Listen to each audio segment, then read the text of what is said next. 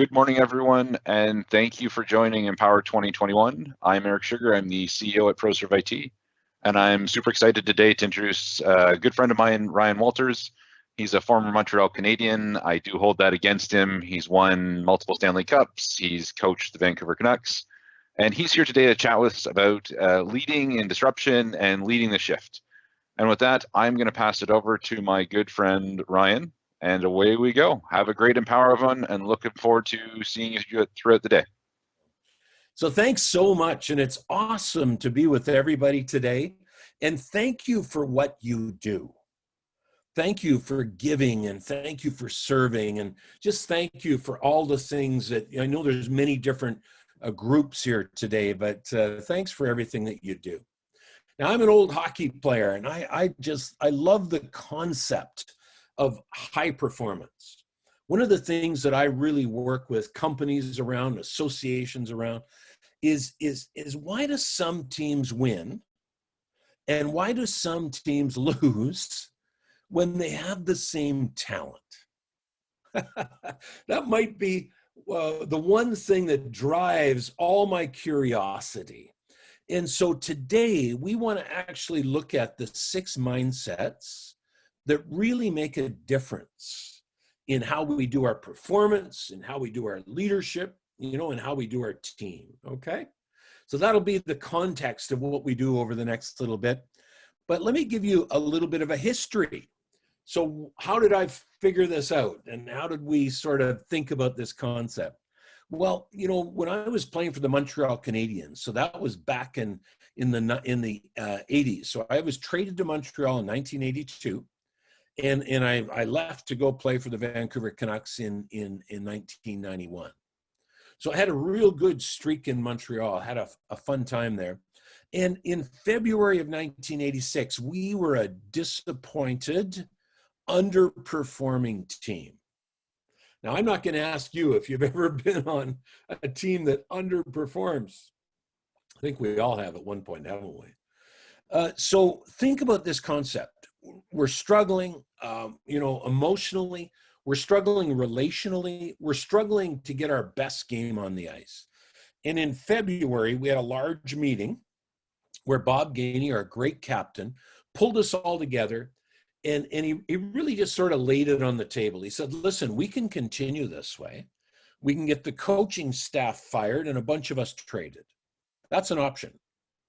Or what we can actually do is we can maybe make some adjustments. We can change our attitude, change our thinking, right? And we can get our mind on a different goal, a better goal. And we could see what happens in this season. And you know what's really cool is that we went from struggling in February, so we're down here, middle of February, to the ultimate team championship on the 23rd of May. We went from struggling, upset, underperforming in February, and 100+ days earlier, we won the Stanley Cup. So let me just say this. For me, this is exciting, and here's why. During this time of change, we didn't make one personnel change. We didn't fire the coaching staff. Serge Savard didn't trade away the bulk of the team. So really the question is, and this is our question for our time together, is what changed, right? What changed? And this is, I think for me, this is my curiosity. This is why I do what I do. I get up every morning, I think, why do some teams win and why do some teams lose when they have the same skill? They have the same talent. What's the differentiator? And as you know, and certainly we know, it's our mindset. It's how we think about what we do, okay?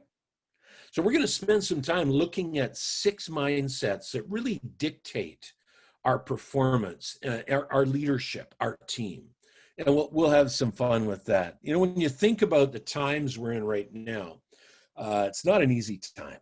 And, it's interesting. The Economist, a magazine, said there's some businesses are surfing, some businesses are swimming, and some businesses are sinking. And is that ever true? Isn't it interesting how a pandemic can hit different people in different ways? It's crazy. The one thing that we're all in, though, is this concept of resilience, right? Of trying to figure out how to be the best us during this time. So, as you can see here, there was a Gallup study of the last crisis, and I think 6 or 8 of them. And they found that there's a couple ways that employees / people can take on. Number one is we can be full of fear, and we can be in the helplessness and victimization mode. It's true, isn't it? And let's not point at people, let's point at points in time, because we're all in this mode at times. We all get upset at times. But the other option is we can be into this place of self-actualization and high engagement, right? Those are the 2 options that Gallup found that people tend to gravitate towards, okay? So I want to sort of start to challenge you as you lead your people, as you're a high performer in whatever industry, whatever area that you bring to our time together today. Well, where do you land? Do you feel like you're actually better than you've ever been? And we want to sort of talk about that game. How do we get that game on the ice, on your ice? So when you look at this idea of resilience, and that's really what we want to talk about, the 6 mindsets that help us stay more resilient. This ability to return, dictionary.com says, or this ability to recover, okay? So return or recover. And we're going to spend some time thinking about this. And in just a brief minute, I'm going to take you into our model. So this is our 6 mindset model. I just wanted to give you a little overview, just a quick visual. So get ready, because we're going to dive, most of our time together is going to be spent in this concept, and we'll have some fun with that, okay? But the first thing I want to bring to you is a little bit of background. So before we get into thinking, I want you to maybe even write this down. Could you write this down for me? Somewhere on a piece of paper, somewhere on your iPad, somewhere on your computer. Just write down that concept that language defines reality. This is such an important piece as we start to think about performance, and certainly as we start to think about teams. Let me give you a little history lesson. I was drafted number 2 in the world to the Washington Capitals in 1978. And that team, think about the concept. I'm drafted number 2 in the world to them because they're struggling, right? They're the 2nd worst team in the NHL that year. And I got into that dressing room, into that place where these athletes were underperforming, but also struggling to win. And guess what I found? Guess what I found, team? The language was very interesting in that team at that time. And you know what the language, the common cultural language, do you know what it hung on? It hung on this idea of blame. It's crazy, isn't it? We've all been there, right? So you lose another game, and the first thing, instead of trying to figure out how to get better and how to win games, you know what the first thing and the first piece of language, the first idea that sort of comes to some of our minds is, who can I blame? Hey, it's not my fault, it's accounting. Right? I didn't mess up. That was operations. So this idea of blame is so powerful, isn't it? And can I say, leaders, here's how it played out in our dressing room, is after losing another game, we used to blame the referee for everything. If we couldn't blame the referee, we'd blame the goaltender. So I just want you to think about that culture. And think about your culture. And what do you hear? And we want you to start listening into language, okay? Listening into the language of your team. And maybe let's challenge you a little deeper, because I'll challenge myself here too. What about, Ryan, listening into your language? Your inner language, your outer language. right? How do you participate in conversations? So the reason we wanted to bring up this idea of language is that the mindsets that we choose to think in often translate into the language that we utilize. Agreed? Okay.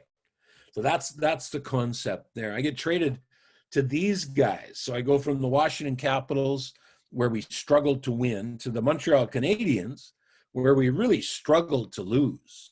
I went from the Capitals, who had, never been in the playoffs, to the Montreal Canadiens, who had never not been in the playoffs. And actually, when I was traded to Montreal, they had just come off 6 Stanley Cup wins in 10 seasons. Oh, by the way, I don't know if you can see that. I forgot to show you that.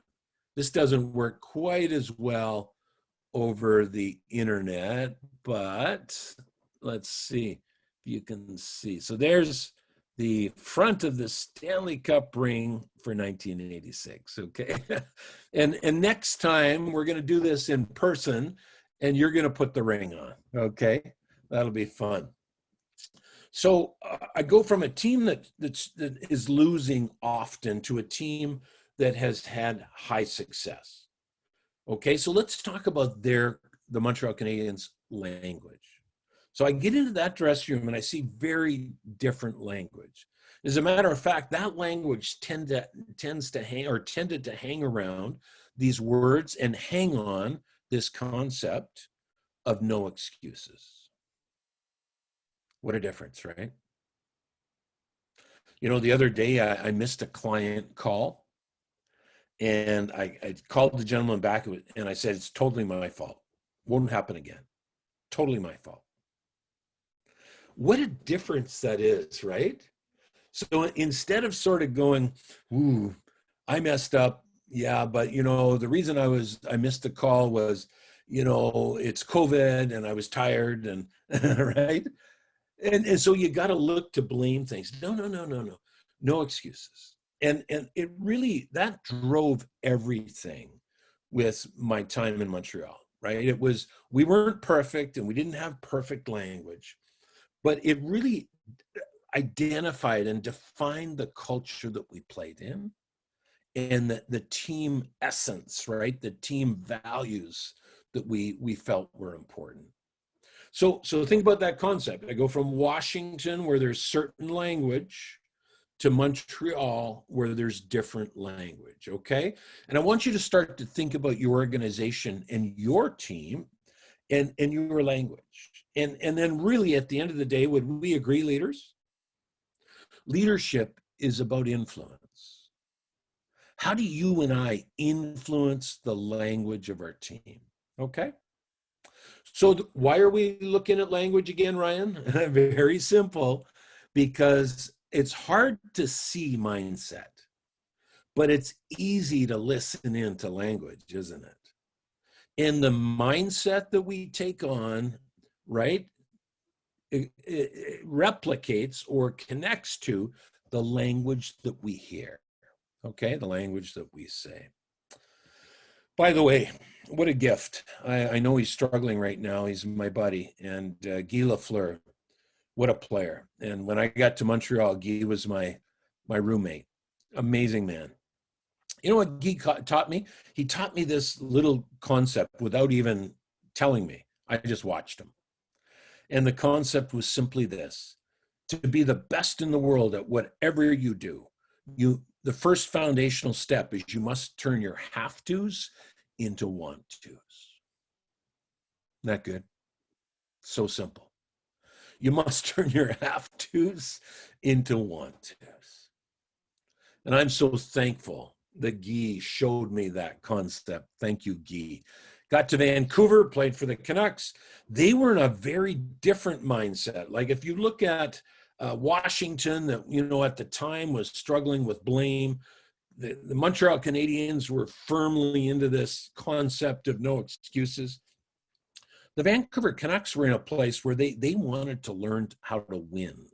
And you know what I learned, leaders? And I don't know if you agree with this, but in the NHL, I learned that there's really two things you have to focus on. Number one is how to play at the NHL level, right? It takes a certain amount of gumption and energy and courage to play at the NHL level. But you know, that's not enough, because it's a whole different skill set to win at the NHL level. And I want you to think about that in the organization that you're in, right? It's one thing to come to work and to figure out my job, but it's a whole different skill set to lead a winning organization, isn't it? And I want you to sort of think about that, have that in your mind as we ponder these mindsets, okay? Finally, from a language point of view, when I got traded from the Washington Capitals to the Montreal Canadiens, Rick Green and I got traded for 4 Montreal Canadiens. And the headline that day in the Montreal Gazette, there it is, worst trade in NHL history. Guess who the worst part was? Me, Rick and I. And you know what's interesting about language? Language has an effect on performance, doesn't it?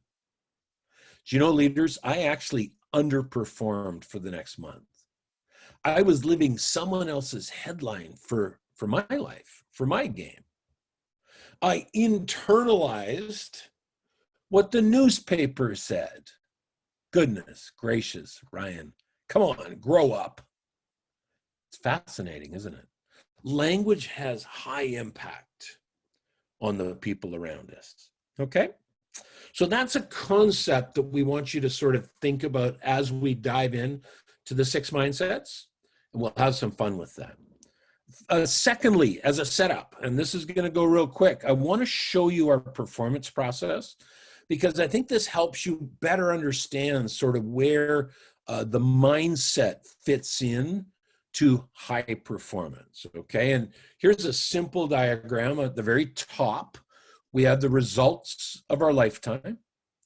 The very bottom, right, we have the mindset and the belief system that we take on. And if you think about it, you know, habits deliver results. So championship habits deliver championships. That's a great gift from the world of sport to the world of association, the world of everywhere that you live. And the key component, though, is that the belief system and the mindset that we decide to take on has high influence on the action, the habit, the behaviors that we generate. Agreed? And so we're going to call that the inner game, and we're going to dive into mindset, and it always delivers what we call the outer game. Now, if you're looking to develop change, or you're trying to hang on to the reins of change during this time, this difficult time, here's maybe a different way to look at it. So you've got outcome changes at the top.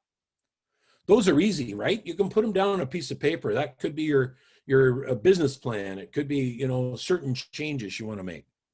And then it's always, the first thing we always look at when we want different outcomes is new processes, right?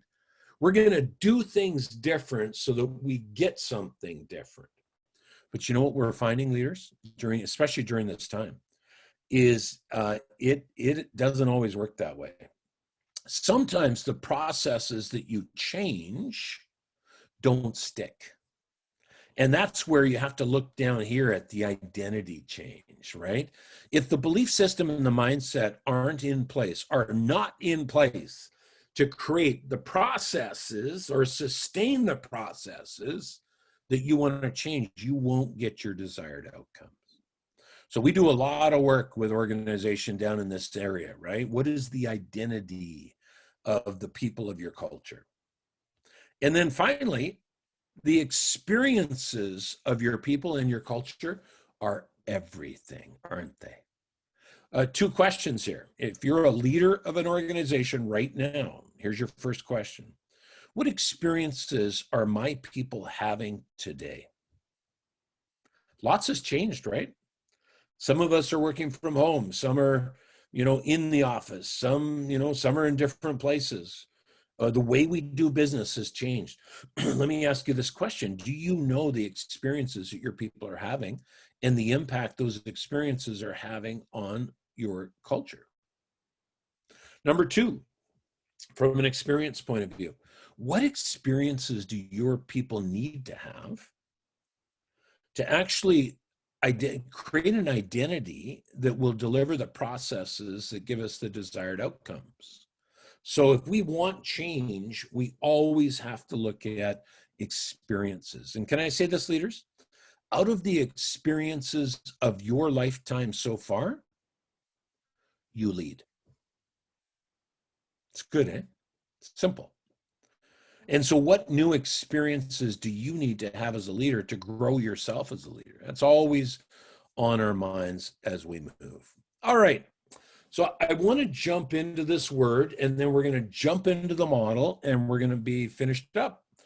Now, metacognition is a big word for a hockey player, right? A big word.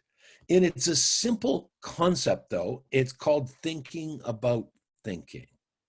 And you know, in 2021, leaders, and you're all leaders, in 2021, metacognition, the skill of increasing metacognition throughout your organization, will be one of the top leadership skills that you will work on.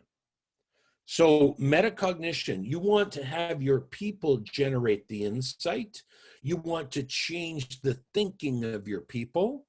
You want to adjust the thinking of your culture. And so thinking about thinking. And for the next couple minutes, if you'll let me, I'm going to push you into metacognition, okay? I want you to start thinking about your thinking. And to do that, we're actually going to give you a visual.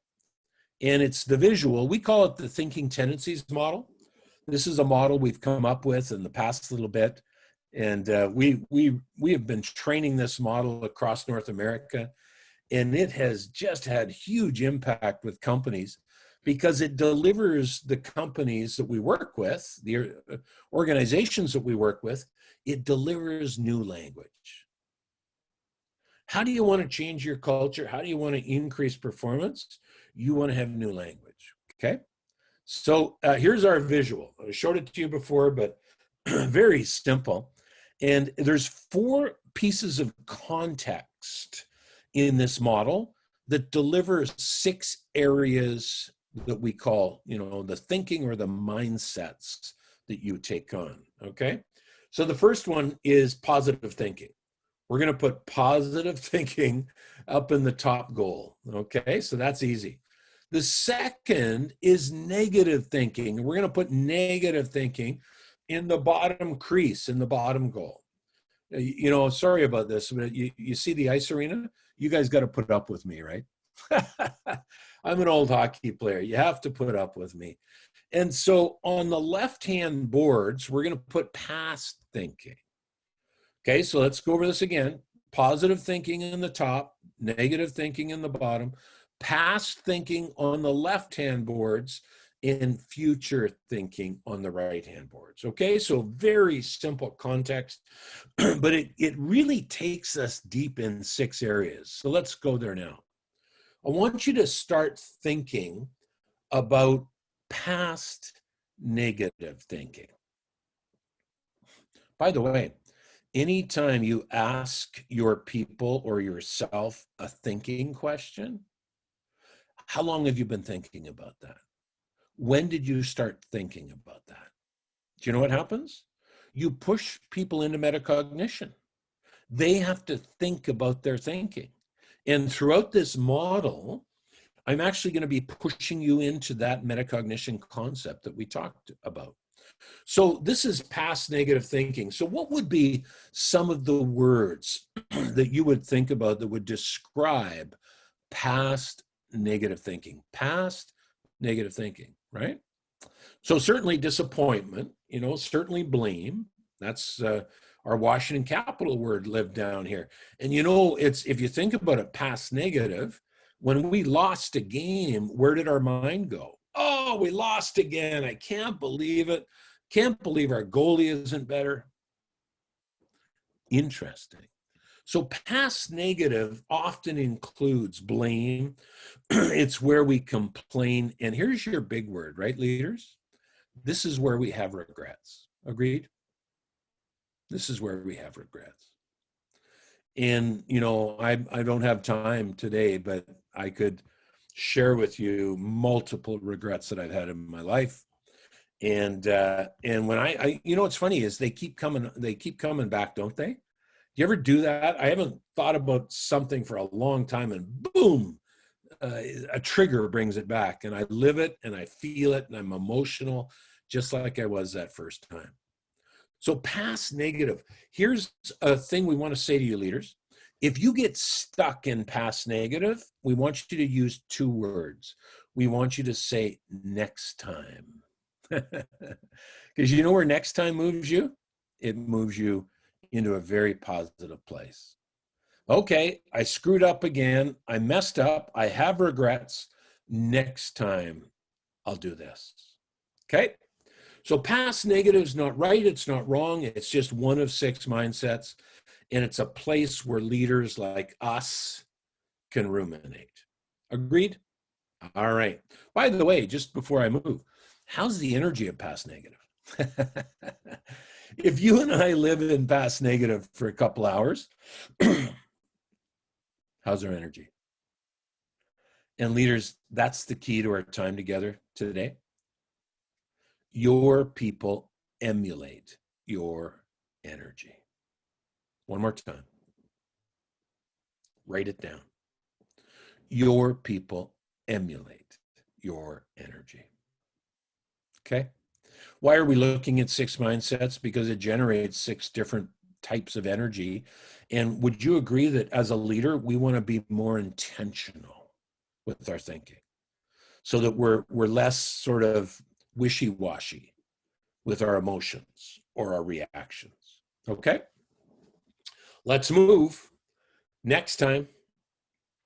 You know, by the way, another thing in past negative, just before we move, is past negative is not all negative, because at the end of the day, if you can see it through a learning frame, you can actually take your past negatives, the things you're upset about, and turn them into learning, right? Turn them into growth.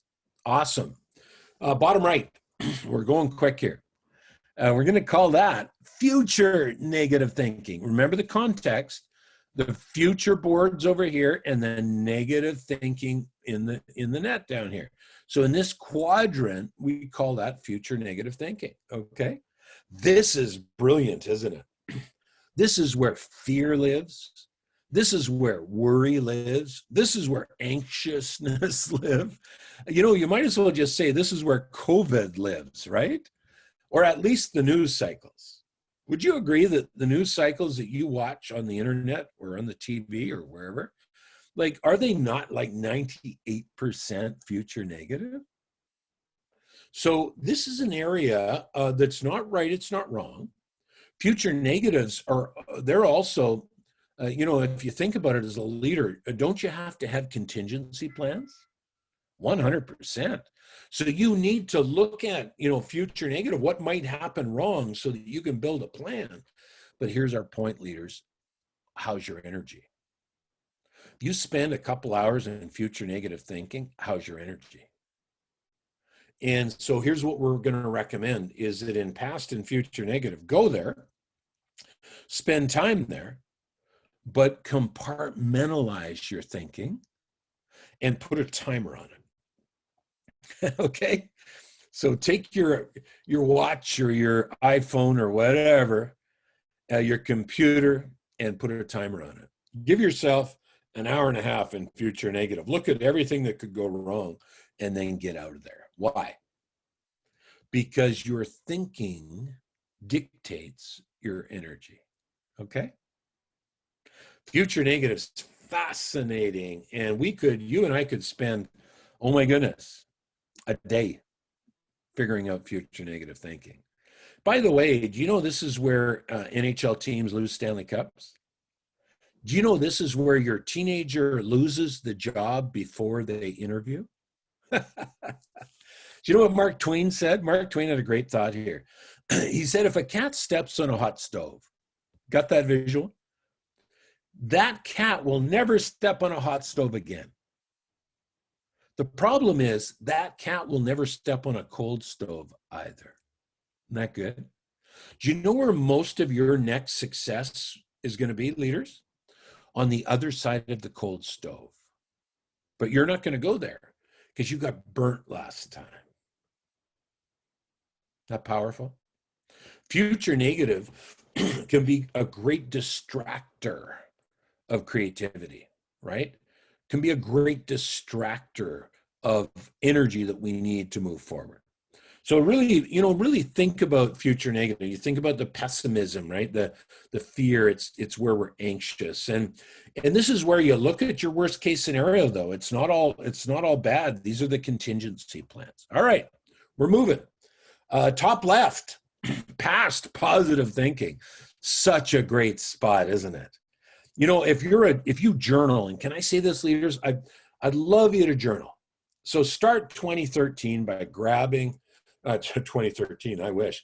2021 by grabbing a journal and taking a pen and start journaling two things: past positive thinking, and we're going to show you future positive thinking.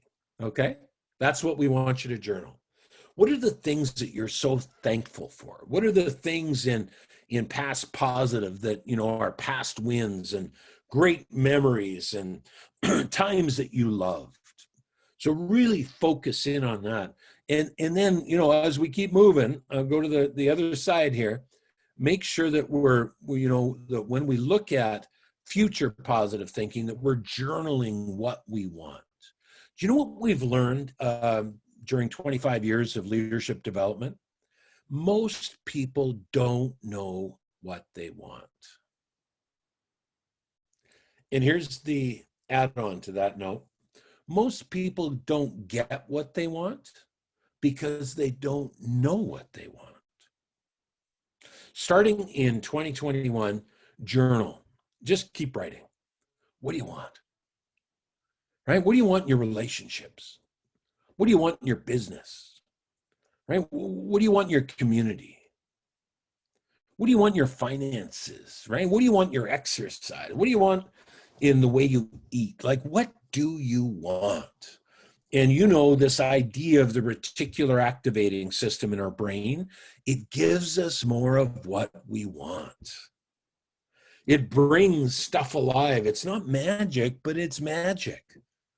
Right? When we focus on getting stuff and moving towards the goal, what we want, right? The dreams, the future positive ideas that we want to generate. You know how it works. We gravitate towards the things that make it happen. So future positive thinking is very powerful, right? Very powerful. Now, what we want to say, leaders, is this concept is not a positive thinking concept, right? We've actually identified the 4 outer circles and the 4 outer quadrants, right? Future positive, but here's the 4 that actually are conscious thought. So when you're in conscious thought, you sort of have 4 buckets of thinking that you're going to spend some time in, and you're going to go back and forth. You'll go from past negative to future positive. But here's what happens is our leadership often gets defined by where we spend our thinking. That powerful? Have you ever said, yeah, that guy's a grumpy leader? Well, that leader's got low energy. Energy and grumpy is not about the emotion side. It's about the thinking side. Is where do we allow our thinking to live? Number 2 is I don't want to be down on negative thinking. There's times when we have to go to past negative to grow, and there's times when we need to go to future negative to mitigate problems. Agreed? But here's the question: is what is your plan to shift out of past and future negative? We're going to bring you some ideas here in a minute.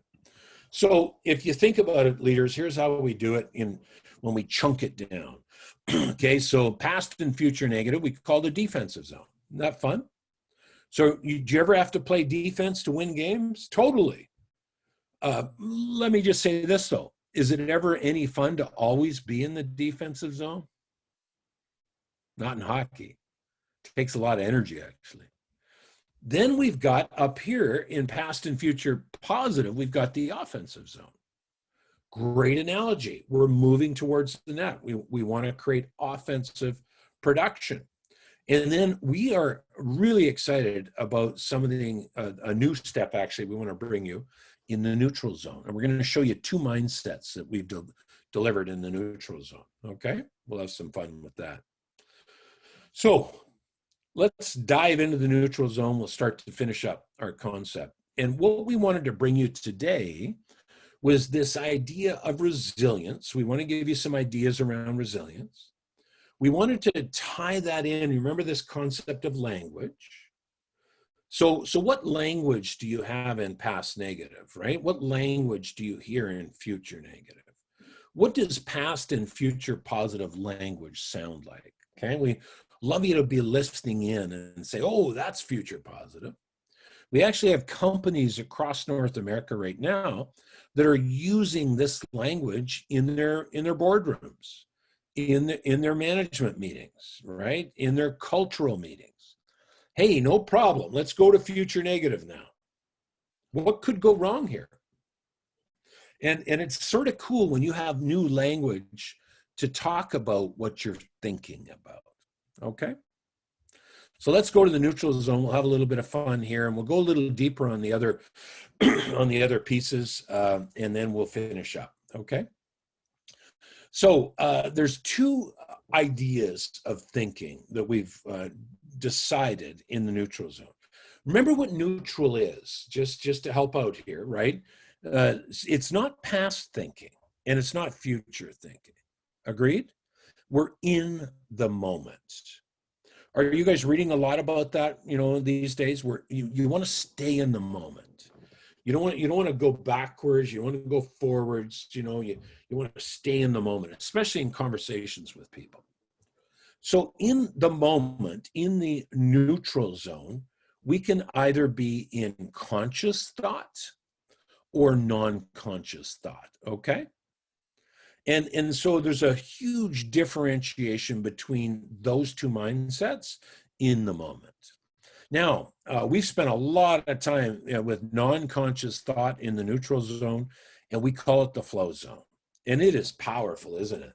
This is where you go from conscious to non-conscious. This is where your best game is played. If you're in conscious thought, a guy by the name of Zimmerman says that we can access 40 bits per second in our brain.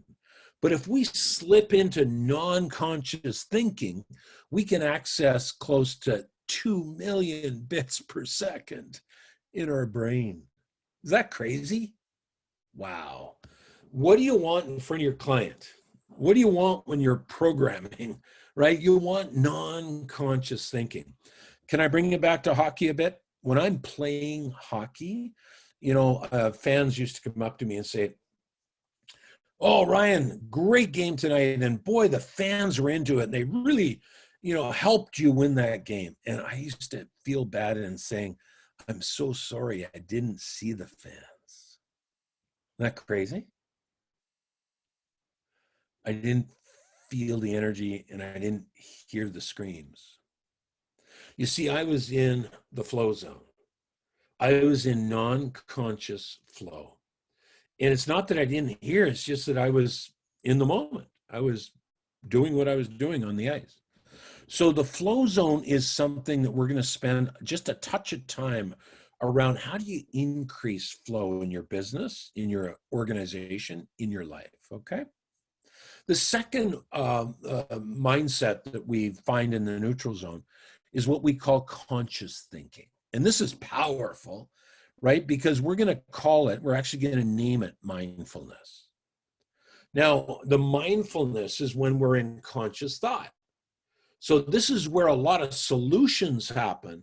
And what's really cool is we're going to actually give you a little bit of a process right now to go from negativity up into the neutral zone. Some people, it's a bit of a reach to say, okay, you're negative right now, go to positive, be more positive.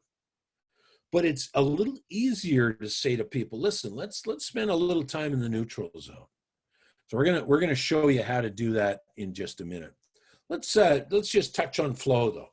So in 1975, a scientist by the name of Csikszentmihalyi actually coined the term flow. And I've always played in the zone in hockey. You're in the zone. And that's why we call it the flow zone. Science calls it flow. Now there's your 5 factors of flow, okay? 100% focus, total inner clarity, timelessness, intrinsic motivation, and complete serenity. So here's what we want to say to every organization, every leader that's listening in right now and watching. You want to do 2 things. Number 1, here's your 2 questions. How do I increase flow throughout my organization? Number 2, how do I protect flow throughout my organization? Right? Because the minute your people, if they're in flow and you talk to them or you bring them into a meeting, they're out. So how you do meetings, we work with companies on setting up flow, right? How you generate these types of things is so important because, there's lots of good books out, deep work. Would we agree that, we have to stay in that deep work, in that flow, in that focus to get our best game on the ice more often, okay? So here's just sort of a look at flow. If you see an employee in flow, there's a good look, okay? That's what you're seeing. Concentration, clarity. I mean, this time thing, right? You look at your watch and you go, 6:30, where'd that day go? That was fun. Intrinsic, your boss doesn't have to tell you to do it. And, right to the point where your skill is better and you're less self-conscious, okay? Here's how to sort of increase flow in yourself and in others. There's 3 ideas. So the antecedents of flow, how to build it, how to start it, how to do it better is right here. Clarity around goals. Always define goals. Get them clearer than you've ever got them in your lifetime. Number 2, immediate feedback. Leaders, what we're finding in business is this is a hard concept for most of us. How can you create feedback loops in every part of your business? That's a hard one, especially in the thinking side of your business, right? And then number 3 is the skill challenge piece has to be balanced. In other words, I'll just go here quick, that, if you have somebody that's highly skilled, you have to challenge them to the high. You've known that all your career, but now you know why, because that keeps them in flow. If you have somebody that's half skilled and you challenge them right to the high, they're going to be anxious and they're going to be out of flow, okay? So that gives you a pretty good sense of the flow zone. And obviously, we've only got a short time together. We could do the whole day on how to increase flow. So have some fun. By the way, and this is just a give from me, if some of this stuff interests you and you want to look at some of it together or just ask questions, just ryanwalter.com/contact-us.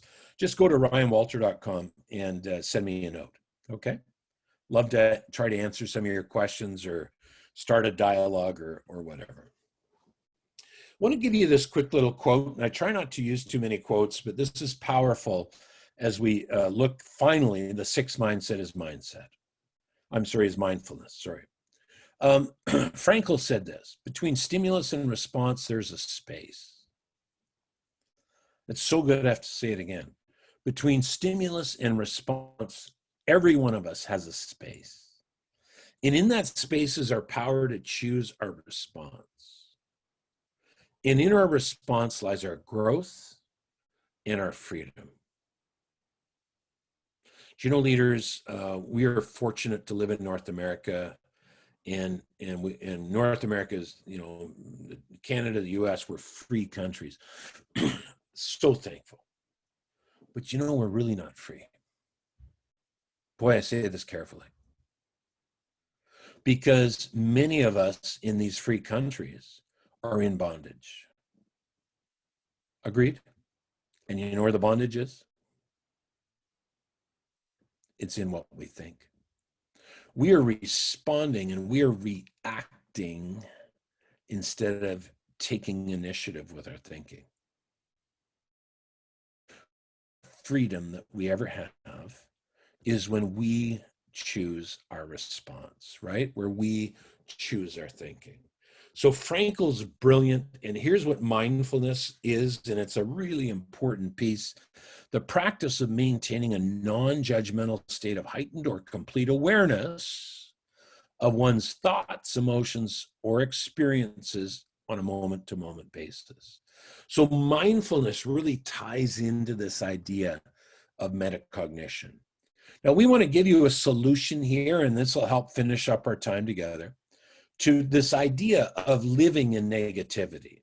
So if you find that you're in negativity and you tend to not want to be there, but you just get pushed there, and all the news cycles and this COVID thing, and boy, everything's so negative.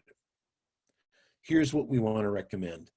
We call it the 3 R's. And this is our little solution to increase resilience and also to help you when you want to get out of negativity. This will help you, okay? So number 1, over here in the 3 R's, we want to recover our thinking. I'm going to give you 3 hockey concepts. Does that surprise you? Number 2, we want to regroup our thinking. I'm going to walk us through this. And then number 3, we want to reattack, okay? So let's get me out of the way here. The first R is we want, when we're in the neutral zone or we're in the defensive zone, and this is hockey, but this is also thinking, we want to recover our thinking. And one of the things that helps us do that is a trigger. If you're finding yourself in negativity a lot, we want you to say something. You can build your own trigger, but here's the one I like now. Go to neutral. Isn't that good? Sometimes it's a leap to go from being negative to being positive. And don't we always say to each other, oh, come on, get more positive. But here's your option now. Go to neutral. And in neutral and in conscious thought, that's where you can now do number 2. And that is that you can regroup your thinking. By the way, let's look at hockey, right? You're in the defensive zone, you're in the neutral zone, especially in the defensive zone, and you recover the puck. So we want you to recover your thinking. And then number 2 is we want you to regroup the puck or regroup your thinking. And in hockey, you get the puck, you go defense to defense, D to D pass. You go D up. Right? You skate with the puck. You decide what you're going to do and you move. And that's what we want you to do in regrouping. What do you want? Right? What are your options? What are your solutions? What might interfere with it? So you spend some time in conscious thought in the neutral zone. You're not negative. You're not positive. You're not thinking of the past. You're not thinking of the future. You're building solutions. Okay. And it's quick. Yeah. Okay. Here's what I'm going to do. Right. Awesome. And then number 3, leaders, you're going to reattack. So you recover the puck, you regroup the puck, and you reattack. And here's what we want you to practice for the next week, maybe the next month. When you're in negativity and you catch yourself, because now you have new language, we want you to recover. Think about this. Recover your thinking, regroup your thinking, and reattack. And you know what's cool about regrouping and reattacking, leaders? Is that more often than not, that pushes you where? Into future positive thinking. You've developed solutions. You're moving towards what you want, okay? And the fun part, leaders, is that this is the process to increase internal resilience. This is a resilient skill. And so recover, regroup, reattack. All right. Excellent. Let me give you one more thing and we're finished up here. Here's some ratios. Let me give you a ratio and we're going to finish up. So you're going to say to me, well, Ryan, is this just a positive thinking model? And I'm going to say, no. Remember, this is a reality model. We looked at past negative thinking. We looked at future negative thinking, past positive thinking, future positive thinking. But we also then looked at the neutral zone. The flow zone was a mindset that we want to increase in. And mindfulness is something we want to be better at. So we can, use the 3 R's to try to get us into that place of building solutions in the neutral zone.